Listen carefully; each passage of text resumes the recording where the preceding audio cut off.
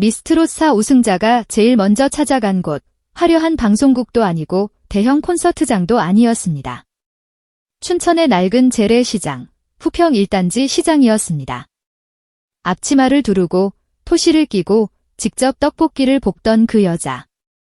상금 3억 원을 거머쥔 대한민국 트로트 퀸이 왜 하필 그 시장으로 돌아갔을까요?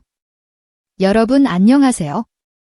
오늘은 미스트롯4의 진, 이소나 이야기를 조금 다른 각도에서 들려드리려고 합니다. 그녀의 우승 비결이나 눈물겨운 경연 장면이 아니라 이 사람이 어디서 왔는지, 어떤 땅에서 자라서 어떻게 여기까지 왔는지 그 뿌리에 대한 이야기입니다. 이소나는 1991년 서울에서 태어났지만 태어난 지 채 6개월도 되기 전에 춘천으로 이사를 갔습니다. 그러니까 사실상 춘천이 고향인 거죠.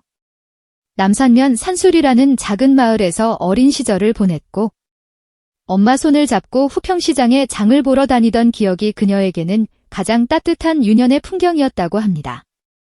아버지가 지어준 이름 앤드아포즈, 소나앤드아포즈는 소나무처럼 한결같고 올곧게 자라라는 바람을 담은 이름이었습니다. 그 이름값 그대로 사람은 정말 꺾이지 않았습니다. 어릴 때부터 노래를 좋아했던 아이였습니다. 집안 곳곳에서 노래를 불렀고 지역 행사든 작은 무대든 가리지 않고 섰습니다. 무대에 대한 두려움보다 설렘이 더 컸던 아이였다고 가족들은 기억합니다. 국악을 시작한 건 2000년, 겨우 9살 때였습니다. 그때부터 20년 넘게 한 길만 걸었습니다. 국립전통예술고등학교를 졸업하고 한국예술종합학교 전통예술원에서 민요를 전공했습니다. 대한민국 국악계에서 가장 정통이라 할 수 있는 엘리트 코스를 밟은 거죠. 그리고 2014년 중요무형문화재 제57호 경기민요 전수자로 지정됩니다. 대통령 취임식 무대에도 섰습니다. 이 정도면 누가 봐도 탄탄한 국악인의 길을 걷고 있었습니다. 그런데 왜 트로트로 갔을까요? 전수자라는 타이틀은 화려해 보이지만 현실은 달랐습니다. 무대가 줄어들고 있었습니다.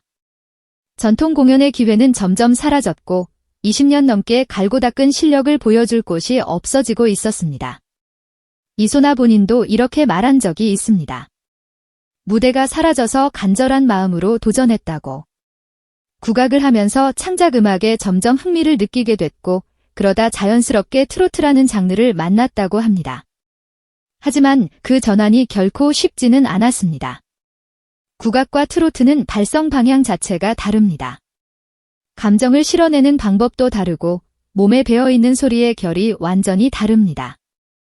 이소나는 트로트 무대에 서기 위해 5개월 동안 창법을 완전히 바꾸는 훈련을 했다고 합니다. 20년 동안 몸에 새긴 소리를 일부러 허물고 새로운 소리를 다시 쌓은 거죠. 이걸 해낸 것 자체가 보통 각오로는 불가능한 일이었습니다. 2020년 KBS 트롯 전국체전에 출연해서 김지혜의 앤드아포즈, 물레야 앤드아포즈를 불렀을 때 첫 소절이 나오자마자 팔도 감독 전원이 놀랐습니다. 송가인은 앤드코트, 국악 전공자가 트로트를 이렇게 맛깔나게 부르다니 자랑스럽다 앤드코트, 고 극찬했고 김연자는 앤드코트, 경기민요 전수자가 아니라 트롯 가수인 줄 알았다 앤드코트, 고 했습니다. 그 무대 하나로 트로트 가수 이소나의 가능성이 열렸습니다. 2021년에는 싱글 앤드아포즈, 정앤드아포즈로 정식 데뷔를 하고 MBN 헬로 트로트에서 결승까지 올라가 9위를 기록했습니다. 그런데 여기서부터가 이소나의 진짜 고비였습니다. 미스트롯 2에 지원했지만 제작진 예심에서 탈락했습니다. 미스트롯 3에도 다시 지원했지만 역시 제작진 예심 탈락이었습니다.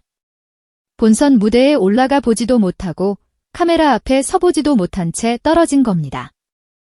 허찬미처럼 화제가 된 것도 아니고 누군가에게 아쉬움을 남긴 것도 아닙니다. 말 그대로 조용히 아무도 모르게 떨어졌습니다. 그 사이에도 이소나는 지방 행사와 작은 무대를 전전하며 노래를 계속했습니다. 팬으로서 이런 시간을 생각하면 가슴이 먹먹해집니다. 실력이 없어서 떨어진 게 아니라 기회가 오지 않았던 거니까요. 아무리 좋은 목소리를 가지고 있어도 그 목소리를 들어줄 무대가 없으면 그건 존재하지 않는 것과 마찬가지입니다. 그리고 2025년 겨울 미스트롯4의 문이 열렸습니다. 이번에는 달랐습니다. 제작진 예심을 통과했고 마스터 예심에서 조용필의 엔드아포즈, 울고 넘는 박달재 엔드아포즈를 불러 예선진을 차지했습니다. 그 순간부터 이소나의 이름이 비로소 세상에 들리기 시작했습니다. 본선에서도 준결승에서도 흔들림 없는 무대를 보여줬고 마스터들은 엔드코트, AI처럼 완벽하다 엔드코트는 평가를 할 정도였습니다. 국악으로 20년 넘게 다져온 호흡과 음정의 정확함이 라이브 무대에서 빛을 발한 거죠. 한 번 꺾을 때 확실하게 가져가는 스타일, 한 소절에서 감정을 터뜨리는 게 아니라 곡 전체를 타고 올라가며 감정을 쌓아 올리는 방식. 이건 하루아침에 만들어지는 게 아닙니다. 20년이라는 시간이 만들어낸 내공이었습니다. 결승전 2026년 3월 5일 이소나는 패티김의 엔드아포즈, 사랑은 생명의 꽃 엔드아포즈를 불렀습니다. 준결승까지 4위였던 그녀가 실시간 문자 투표에서 25만 6천여 표를 받으며 극적으로 1위를 차지했습니다. 총 111만 표 중 가장 많은 표를 받은 것이었습니다. 진이 확정되는 순간 이소나는 그 자리에 주저앉아 엉엉 울었습니다. 아침마당 출연에서 그녀는 이렇게 말했습니다.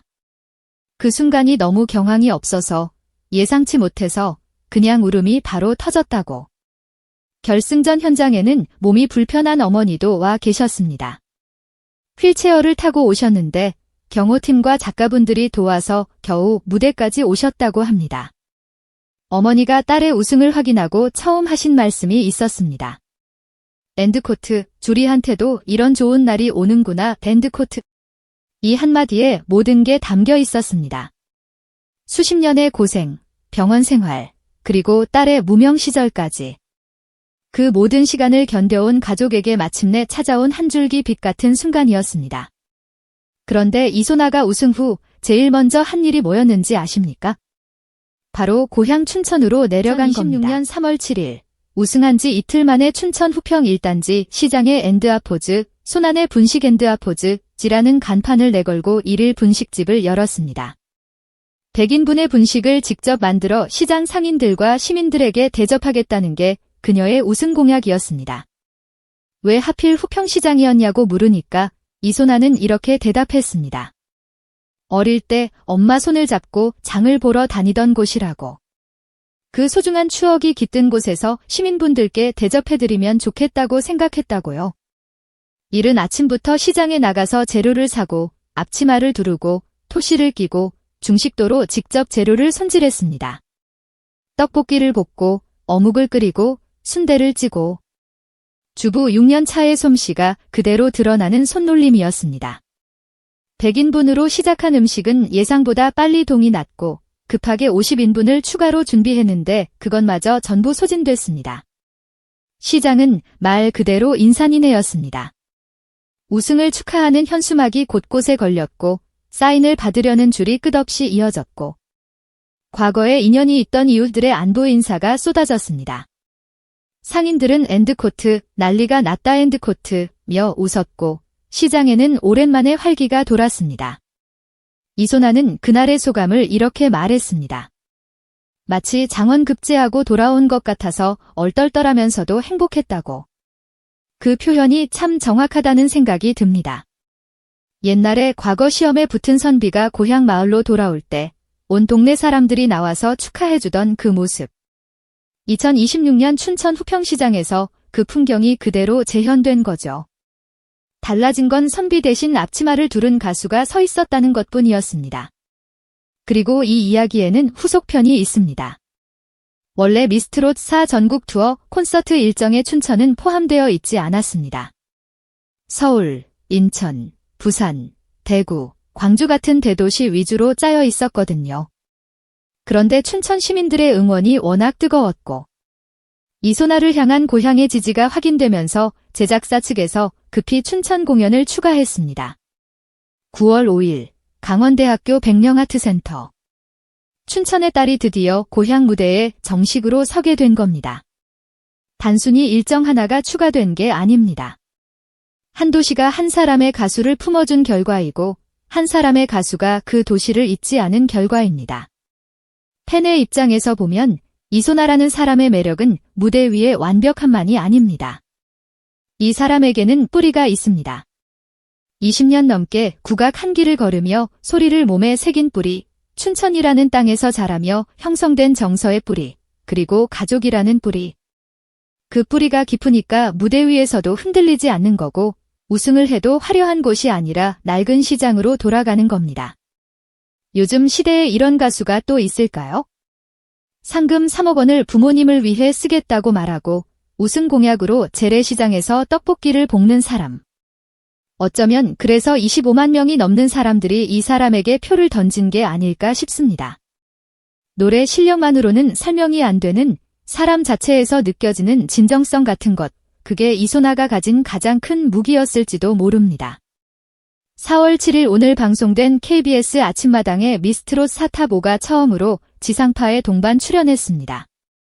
이소나를 포함해 허찬미, 홍성윤, 그리고 길려원과 윤태화까지 5명이 한 무대에 섰는데 홍성윤은 첫 지상파 생방송이라 심장이 밖으로 튀어나올 것 같다며 긴장하는 모습이었고 허찬미는 방송 이후 달라진 일상을 전하며 밥상의 반찬이 돼지고기에서 소고기로 바뀌었다고 웃겼습니다. 5명이 나란히 서니 진짜 아이돌 같다는 이야기도 나왔습니다. 하지만 이 5사람이 아이돌과 다른 점이 하나 있습니다. 이들의 이야기 속에는 예외 없이 가족이 있다는 겁니다. 윤태화는 어머니의 파킨슨병 진단 소식을 전하며 이소나와 서로 병에 대한 정보를 나누고 위로했다고 했고 길려원은 이 대단한 언니들과 함께 있는 것 자체가 신기하고 즐겁다고 했습니다. 혼자가 아닌 5이 함께라는 것, 그것만으로도 이들에게는 큰 힘이 되고 있었습니다. 이소나의 이야기는 결국 이런 겁니다. 춘천의 작은 마을에서 시작된 한 소녀의 꿈이 20년 넘는 시간을 거쳐 대한민국에서 가장 큰 트로트 무대의 정상에 도달했고 그 정상에서 제일 먼저 한 일이 고향시장으로 돌아가 떡볶이를 볶아준 것이었다는 이야기. 화려함이 아니라 진심으로 쌓아올린 길이었기에 그 우승이 더 빛나는 것 아닐까요? 4월 25일부터 시작되는 전국 투어 콘서트, 그리고 9월 춘천 금의환영 무대까지. 춘천의 딸 이소나가 앞으로 어떤 무대를 보여줄지 여러분은 어떻게 생각하시나요? 댓글로 여러분의 생각을 들려주세요. 오늘도 영상 끝까지 봐주셔서 진심으로 감사드립니다. 이런 이야기가 좋으셨다면 좋아요 한번 눌러주시고 아직 구독 안 하신 분들은 구독과 알림 설정까지 부탁드립니다. 여러분의 작은 응원이 저에게는 정말 큰 힘이 됩니다. 그럼 다음 영상에서 또 뵙겠습니다.